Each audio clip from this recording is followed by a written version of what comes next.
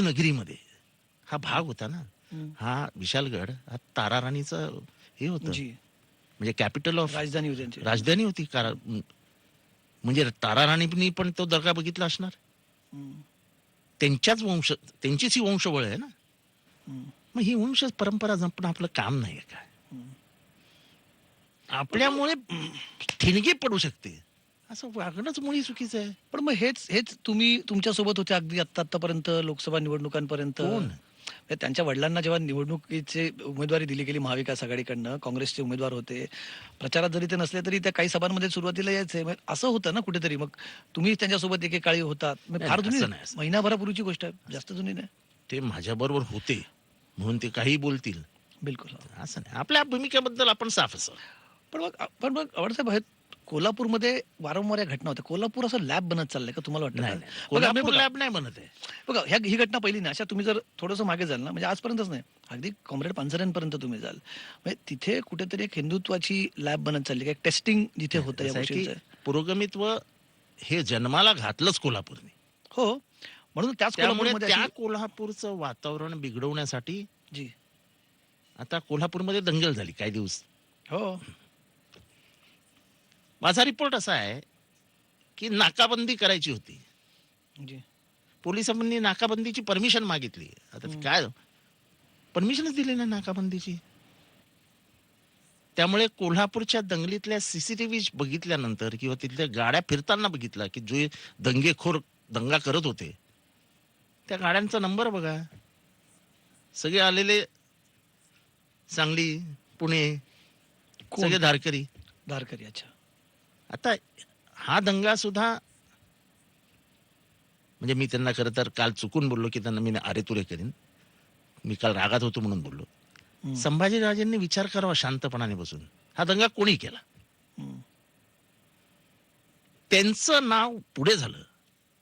चुकी त्यांची आहेच. पहिली ठिणगी त्यांनी टाकली की चला आपण जाऊया वगैरे. ते येस तो दंगा होऊन मोकळून लुटून गेले होते संभाजी भिडे. हं.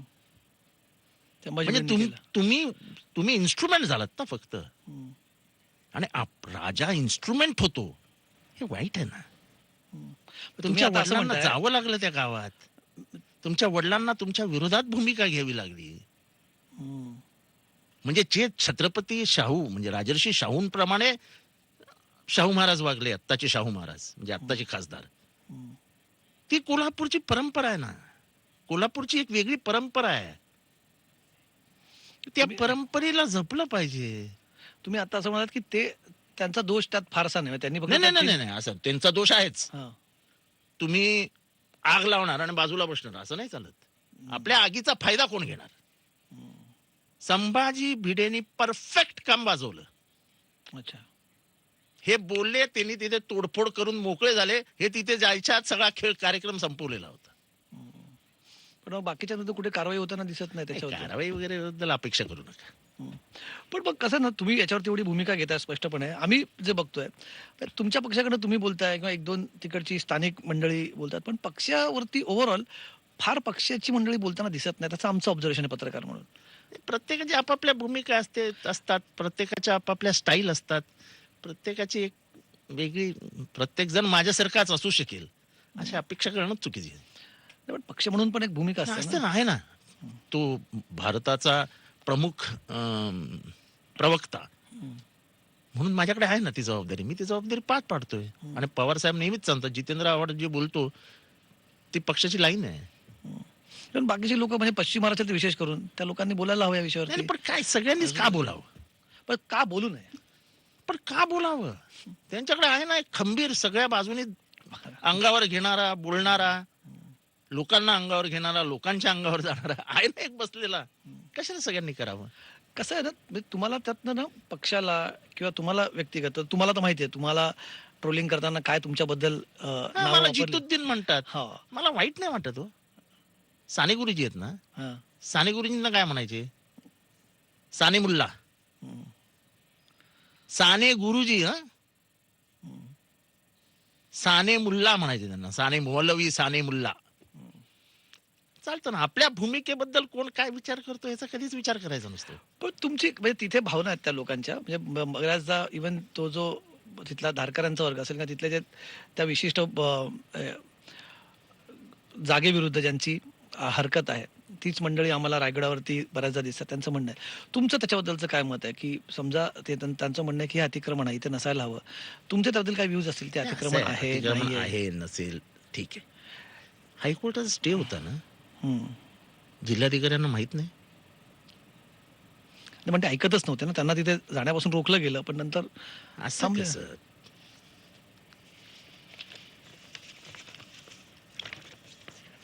हे 5 तारखेला विशालगडाच्या लोकांनी दिलेलं पत्र आहे हम्म. जिल्हाधिकाऱ्यांना, की आमच्या गावात काहीही घडू शकतं आणि तिथे हिंदू मुसलमान सगळे राहतात. हो.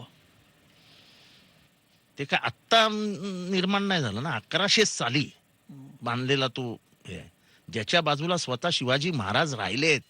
विशालगडावरनं जेव्हा सिद्धी जोहरचा ते वेढा पडला बेढा पडला, जेव्हा ते आले आणि बाजी प्रभू मागे थांबून त्यांनी तो खिंड लढवली. खिंड लढवली. हम्म. हे अख्ख्या इतिहासात त्याच्यानंतर ते इथे राहिले होते आणि इथनं ते रायगडावर गेले. हम्म.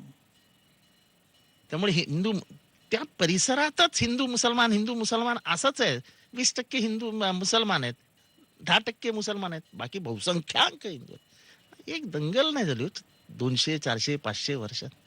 नजीकच्या 10 वर्षात देखील दंगल नाही झाली. हम्म. मग असं काय झालं की तुम्ही दंगली करायला लागली? अतिक्रमण आहे ना, हायकोर्टाचा स्टे आहे, जिल्हाधिकाऱ्यांना माहित नव्हतं काय? आणि पावसाळ्यात कुठलंही राहतं घर तोडायचं नाही, हा शासनाने निर्णय नियम. 98 साली घेतलाय. त्याचा GR जिल्हाधिकाऱ्यांकडे नाही. अच्छा, इथे पोलिसांना सांगण्यात आलेलं आहे 5 तारखेला हे पत्र दिल्यानंतर 12 तारखेला तीच मंडळी जाऊन पोलिसांना भेटतात आणि सांगतात की आम्हाला भीती वाटते, काहीतरी होणार आहे. हम्म. नाही तर कुणकुण होती ना त्या लोकांना. पोलिसांनी का नाही असा एकच रस्त्यावरती जायला? 10 पोलीस थांबले असते ना, कोणी चढूच शकलं नसतं वरती.